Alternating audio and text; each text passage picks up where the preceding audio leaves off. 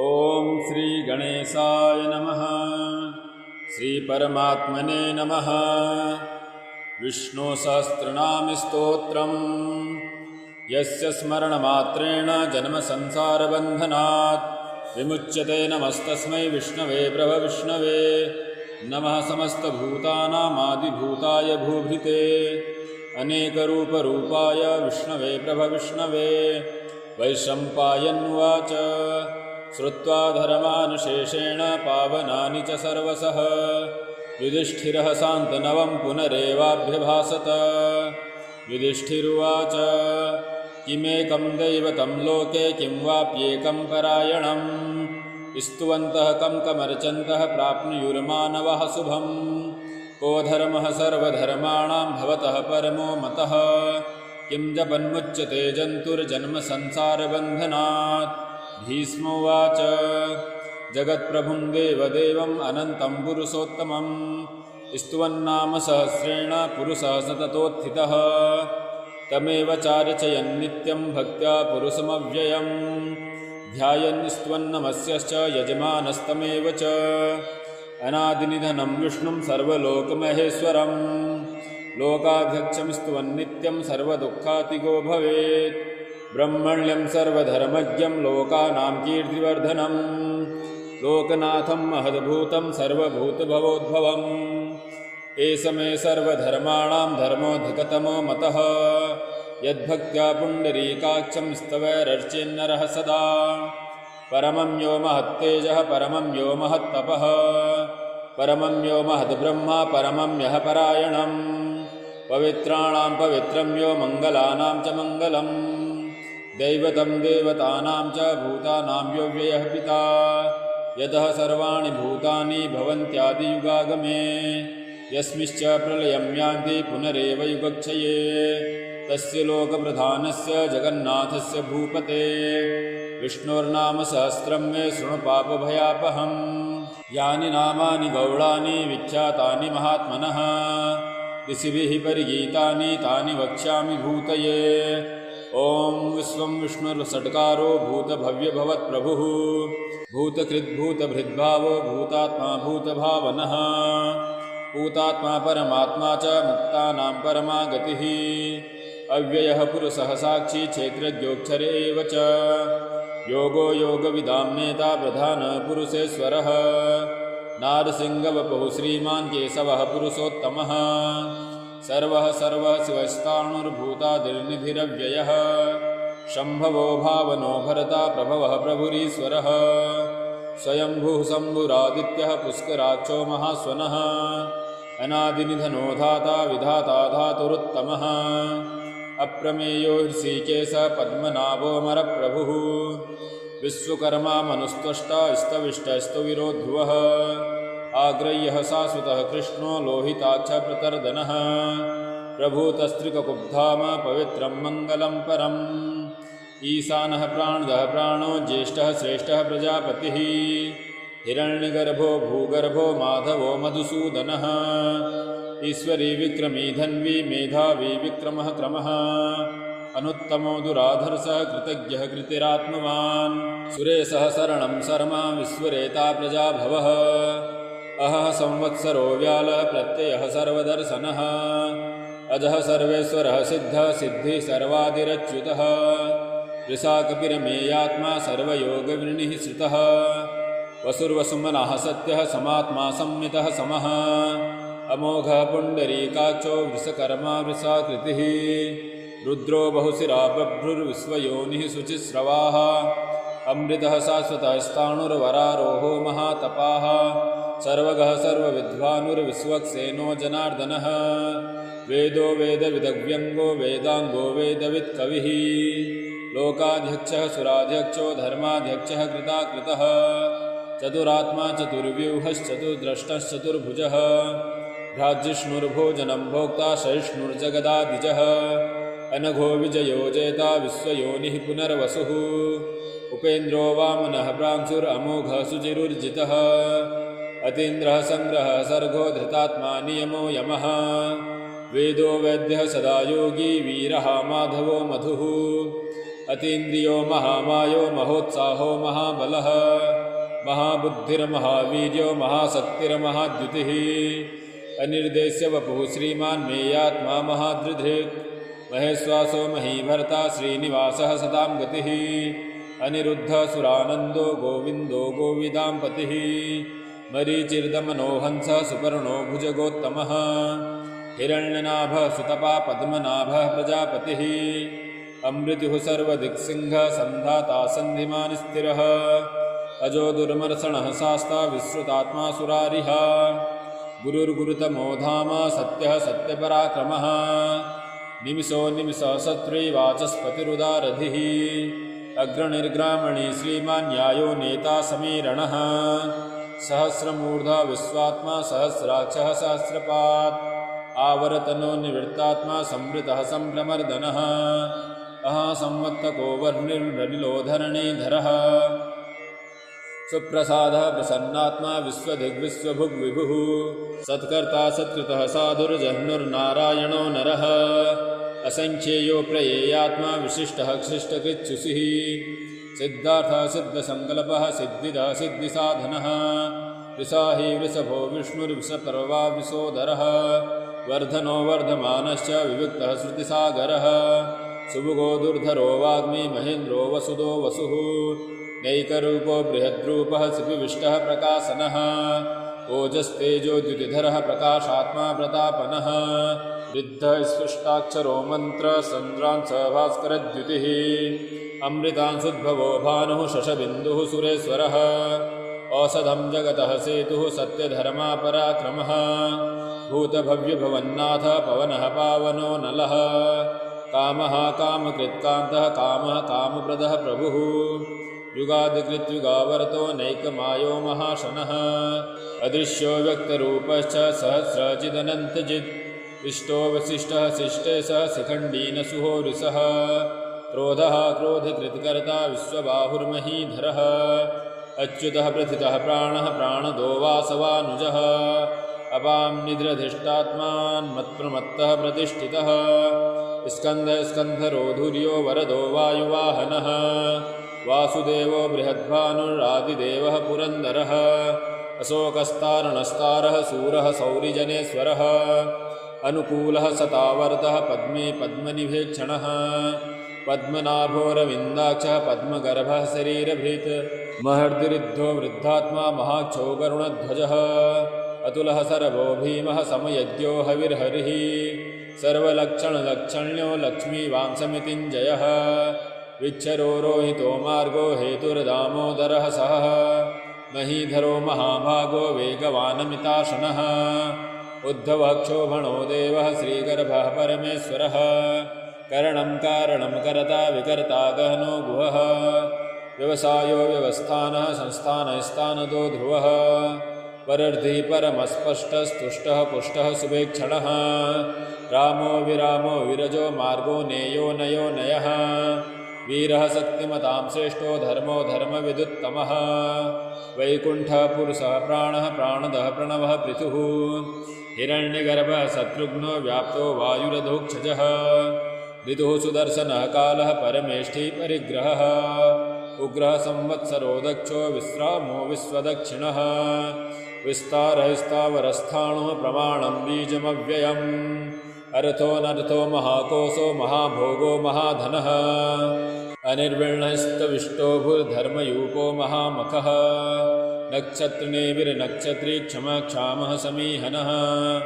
यज्ञयुज्यो महेज्यश्च क्रतुः सत्रं सतां गतिः सर्वदर्शी विमुक्तात्मा सर्वज्ञो ज्ञानमुत्तमम् सुव्रतः सुमुखः सूक्ष्मः सुगोसः सुखदः सुहृत् मनोहरो जितक्रोधो वीरबाहुर्विदारणः स्वापनः सुवसो व्यापी नैकात्मानेककर्मकृत् वत्सरो वत्सलो वत्सी रत्नगर्भो धनेश्वरः धर्मगुप्धर्मकृद्धर्मी सदसक्षरमक्षरम् अविज्ञान्ता सहस्रासुरविधाता कृतलक्षणः गवस्तिनेमिः सत्त्वस्थः सिंहो भूतमहेश्वरः आदिदेवो महादेवो देवेशो देवभृद्गुरुः उत्तरो गोपतिर्गोप्ता ज्ञानगम्यः पुरातनः शरीरभूतभृद्भोक्ता कपीन्द्रो भूरि दक्षिणः सोमपोमृतपः सोमः पुरुजुत्पुरुषत्तमः विनयो जयः सत्यसङ्गो दसार्हः सात्वतां पतिः जीवो विनयिता साक्षी मुकुन्दो मितविक्रमः अम्बो निद्रतन्तात्मा महोदधिसयोऽन्तकः अजो महार्हः स्वाभाव्यो जितामित्रः प्रमोदनः आनन्दो नन्दनो नन्दः सत्यधर्मा त्रिविक्रमः महर्षि कपिलाचार्यः कृतज्ञो मेदिनीपतिः त्रिभद्रस्थितसाध्यक्षो महाशृङ्गः कृतान्तकृत् महावराहो गोविन्दः सुषेणः कनकान्दगी गुह्यो गभीरो गहनो गुप्तश्चक्रगदाधरः वेदास्वाङ्गोचितः कृष्णो दृढः सङ्कर्षणोच्युतः वरुणो वारुणो वृक्षः पुष्कराक्षो महामनाः भगवान् भगहानन्दी वनमाली हलायुधः आदित्यो ज्योतिरादित्यः सहिष्णुर्गतिसत्तमः सुधन्वाखण्डपरशुरदारुणो द्रविणप्रदः दिविस्पृक्सर्वदिग्व्यासो वाचस्पतिरयो निजः त्रिसामासामगः साम निर्वाणं भेषजम्भिषक् त्रिसामासामगः साम निर्वाणं भेषजम्भिषक् सन्न्यासकृच्छमः शान्तो निष्ठा शान्तिः परायणम् शुभाङ्गः शान्तिदः स्रष्टा कुमुदः कुवलेशयः गोहितो गोपतिर्गोप्ता वृषभाक्षो वृषप्रियः अनिवर्ती निवृत्तात्मा संक्षिप्ता क्षेमकृच्छिवः श्रीवत्सवक्षा श्रीवास श्रीपतिः श्रीमताम्बरः श्रीधः श्रीश श्रीनिवास श्रीनिधिः श्रीविभावनः श्रीधरः श्रीकरः श्रेयः श्रीमालोकत्रयाश्रयः स्वच्छः स्वङ्गस्तानन्दो नन्दिर्ज्योतिर्गणेश्वरः विजितात्मा विधेयात्मा सत्कीर्तिचिन्नसंशयः उदीर्णः सर्वतश्चक्षुरनीशः शाश्वतस्थिरः भूषयो भूषणो भूतिर्विशोकः शोकनाशनः अर्चिस्मानर्चितः कुम्भो विशुधात्मा विशोधनः अनिरुद्धो प्रतिरथः प्रद्युम्नो मितविक्रमः कालनेमिनिहावीरः सौरिः सूर्यजनेश्वरः त्रिलोकात्मा त्रिलोकेशः केशवः केशिहा हरिः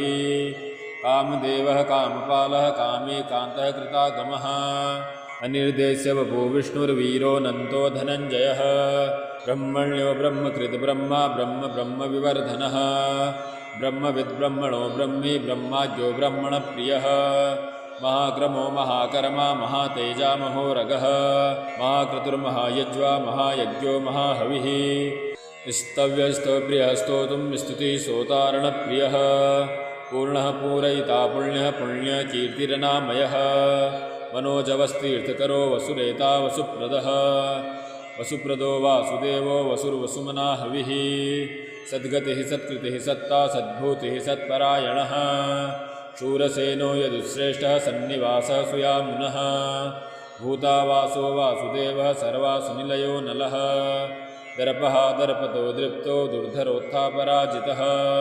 विश्वमूर्तिर्महामूर्तिर्दीप्तमूर्तिरमूर्तिमान् अनेकमूर्तिरव्यक्तः सत्मूर्तिः सताननः एकोनेकः सवः कः किं यत्तत्पदमनुत्तमम् लोकबन्धुर्लोकनाथो माधवो भक्तवत्सलः सुवर्णवर्णो हेमाङ्गो वराङ्गश्चन्दनाङ्गदी वीरः विषमः शून्योधिता क्षीरश्चलश्चलः अमानीमानदो मान्यो लोकस्वामी त्रिलोकधृक् सुमेधामेधजो धन्यः सत्यमेधाधराधरः तेजो वृषोधितिधरः सर्वशस्त्रभृताम्बरः प्रग्रहो निग्रहो व्यग्रो नैकशृङ्गो गदाग्रजः चतुर्मूर्तिश्चतुर्बाहुश्चतुर्व्यूहश्चतुर्गतिः चतुरात्मा चतुर्भावश्चतुर्वेदविदेकपात् समावर्तो निवृत्तात्मा दुर्जयो दुरतिक्रमः दुर्लभो दुर्गमो दुर्गो दुरावासो दुरारिः शुभाङ्गो लोकसारङ्गः सुतन्तुस्तन्तुवर्धनः इन्द्रकर्मा महाकर्मा कृतकर्मा कृतागमः उद्भवः सुन्दरः सुन्दो रत्ननाभः सुलोचनः अर्को वाजसनः शृङ्गी जयन्तः सर्वविजयी सुवर्णबिन्दुरक्षोभ्यः सर्ववागीश्वरेश्वरः महारथो महाकरतो महाभूतो महानिधिः कुमुदः कुन्दरः कुन्दः परजन्यः पावनो नीलः अमृतासोऽमृतवपुः सर्वज्ञः सर्वतोमुखः सुलभः सुव्रतः सिद्धः शत्रुजिच्छत्रुतापनः न्यग्रोधोदुम्बरो स्वत्थश्चाणो राङ्घ्रिनिषूदनः सहस्रार्चिः सप्तजिह्वः सप्तैधा सप्तवाहनः अमूर्तिर्नघोचिन्तो भयकृद्भयनाशनः अणुर्बृहत्कृशः स्थूलो गुणभिन्निर्गुणो महान् अधृतः स्वधृतः स्वासः प्राग्वंशो वंशवर्धनः भारभृत्कथितो योगी योगी सः सर्वकामदः आश्रमक्षमणं क्षामः सुपर्णो वायुवाहनः धनुर्धरो धनुर्वेद्यो दण्डो दमयिता दमः अपराजितः सर्वसहो नियन्ता नियमो यमः सत्त्ववान् सात्विकः सत्यः सत्यधर्मपरायणः अभिप्रायः प्रियार्होरः प्रियकृत्प्रीतिवर्धनः विहाय सगतिर्ज्योतिः सुरुचिर्हुतभुग्विभुः रविर्विरोचनः सूर्यः सवितारविलोचनः अनन्तो हुतभुग्भोक्ता सुगदो नैकजोऽग्रजः अनिर्विण्णः सदामर्षि लोकाधिष्ठानमद्भुतः सनात्सनातनतमः कपिलः कपिरप्ययः स्वस्तिदः स्वस्तिकृत् स्वस्ति स्वस्तिभुक् स्वस्ति दक्षिणः अरौद्रः कुण्डलीचक्री विक्रयूर्जितशासनः शब्दातिगः शब्दसः शिशिरः सर्वरीकरः अक्रूरः पेसलो दक्षो दक्षिणः श्रमिणां वरः विद्वत्तमो वीतभयः पुण्यश्रवणकीर्तनः उत्तारणो दुष्कृतिः पुण्यो दुःखस्वप्ननाशनः वीरः रक्षणः सन्तो जीवनः पर्यवस्थितः अनन्तरूपो अनन्तसिर्जितमन्युर्भयापहः चतुरस्थो गवीरात्मा विदुषो व्यादिशो दिशः अनादिर्भूर्भुवो लक्ष्मीः सुवीरो रुचिराङ्गदः जननो जनजन्मान्दिर्भीमो भीमपराक्रमः आधारनिलयो धाता पुष्पहासः प्रजागरः ऊर्ध्वगः सत्पथाचारः प्राणदः प्रणवः प्रणः प्रमाणं प्राणनिलयः प्राणभृत्प्राणजीवनः तत्त्वं तत्त्वविदेकात्मा जन्ममृत्युजरातिगः भूर्ध्वः स्वस्तरुस्तारः सविता प्रपितामहः यज्ञो यज्ञपतिर्यज्वा यज्ञाङ्गो यज्ञवाहनः यज्ञभृद्यज्ञकृद्यज्ञी यज्ञभुग्यज्ञसाधनः यज्ञान्त्रिकृद्यज्ञगुह्यमन्नमन्नादेव च आत्मयोनिः स्वयं जातो वैखानः सामगायनः देवकीनन्दनः सृष्टा क्षितिसः पापनाशनः शङ्खभृन्नदकीचक्री सारं धन्वा गदाधरः रथाङ्गपाणिरक्षोभ्य सर्वप्रहरणायुधः इतीदं कीर्तनीयस्य केशवस्य महात्मनः नाम्नां सहस्रं दिव्यानामशेषेण प्रकीर्तितं यैदं शृणुया नित्यं यश्चापि परिकीर्तयेत् नाशुभं प्राप्नुयात् किञ्चित् सोमुत्रेह च मानवः वेदान्तको ब्रह्मणः स्यात् क्षत्रियो विजयी भवेत् वैश्यो धनसमृद्धः स्यात् शूद्रः सुखमवाप्नुयात् धर्मार्थी प्राप्नुयात् धर्मम् अर्थार्थी चार्थमाप्नुयात् कामानवाप्नुयात् कामी प्रजार्थी प्राप्नुयात् प्रजां भक्तिमान् यः सदोत्थाय शुचिस्तद्गतमानसः सहस्रं वासुदेवस्य नाम्नामेतत् प्रकीर्तयेत् यशः प्राप्नोति विपुलं जातिप्राधान्यमेव च अचलां श्रियमाप्नोति श्रेयप्राप्त्योन्यमुत्तमम् न भयं क्वचिदाप्नोति वीर्यं तेजश्च विन्दति भवत्यरोगो द्युतिमान् बलरूपगुणान्वितः रोगार्थो मुच्यते रोगात् बद्धो मुच्येत बन्धनात्